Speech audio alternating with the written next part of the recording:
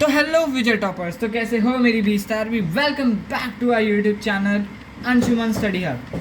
तो आज हम क्लास 9 मैथमेटिक्स का chapter 11 surface area and volumes का एक क्वेश्चन जो एक्सरसाइज 11.2 का है उसे सॉल्व करने वाले हैं।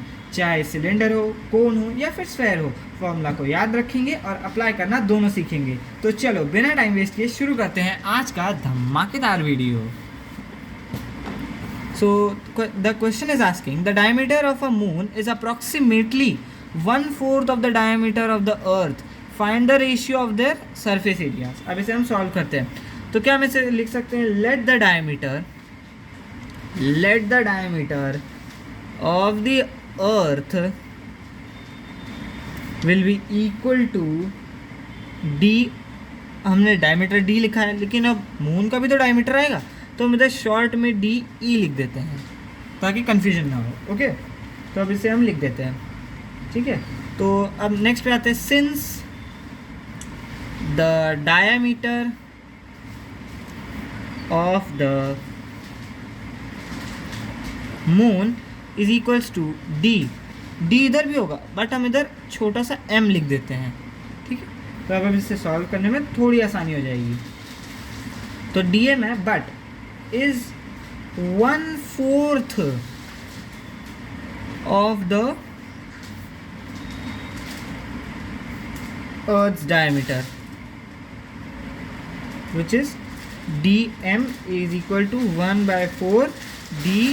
is that clear to everyone? अब इसको सॉल्व करते हैं। तो अब इधर हम लिख लेते हैं, radius is equals to d/2, यानी कि हम इसे लिख सकते हैं radius m will be equal to 1/4 RE, यानी radius of the moon will be equal to 1/4 of radius of earth. Is that clear?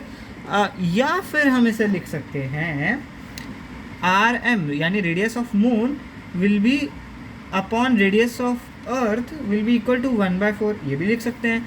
तो हम सरफेस एरिया की बात कर ले तो वो हमारा हो जाएगा 4πr², यानी कि अब अगर हम इसका रेशियो निकालने जाएं तो हमारा हो जाएगा surface area of moon upon surface area of earth. Okay, so अब हम इसका रेशियो निकाल लेते हैं। तो रेशियो हो जाएगा हमारा 4πrm, यानी रेडियस ऑफ मून का स्क्वायर अपॉन 4πre। तो हम इसको अब कैंसिल आउट कर लेते हैं। तो ये हमारा हो जाएगा RM का स्क्वायर अपॉन RE का स्क्वायर, यानी RM अपॉन RE का होल स्क्वायर, ठीक है। तो हमारा radius of moon upon radius of अर्थ की जो इनिशियल वैल्यू हमारी दी थी वो थी, हमने 1/4 ली थी, क्योंकि इधर लिखा था 1/4 है ना, तो 1/4 वाली वैल्यू लेंगे। तो अब इधर हम लिख लेते हैं कि अगर RM अपॉन RE की वैल्यू इतनी होती है तो RM अपॉन RE का होल स्क्वायर की वैल्यू कितनी हो जाएगी, तो RM अपॉन RE का होल स्क्वायर की वैल्यू हमारी हो जाएगी 1/4 का होल स्क्वायर, विच इज़ 1/16। यानी कि 1/16 को हम कैसे लिख सकते हैं, 1/16 को हम लिख सकते हैं 1:16, ठीक है। तो यहीं पे आपका आंसर होता है। तो अब हम इधर लिख देते हैं the final answer, the ratio of the surface area of earth and moon is equals to 1:16, या फिर आप लिख सकते हो 16:1। Is that clear to everyone? सभी को ये इनिशियली समझ आ गया होगा। अगर नहीं समझ में आया होगा तो आप कमेंट बॉक्स में बोल दीजिएगा, मैं इसकी अलग से एक और वीडियो बना दूंगा। तो फॉर्मूला को याद रखो, स्टेप्स को फॉलो करो और मार्क्स अपने आप मिलेंगे। ऐसे क्लियर कॉन्सेप्ट्स के लिए सब्सक्राइब करें अंशुमन स्टडी हब। जय हिंद, जय भारत, नमस्कार।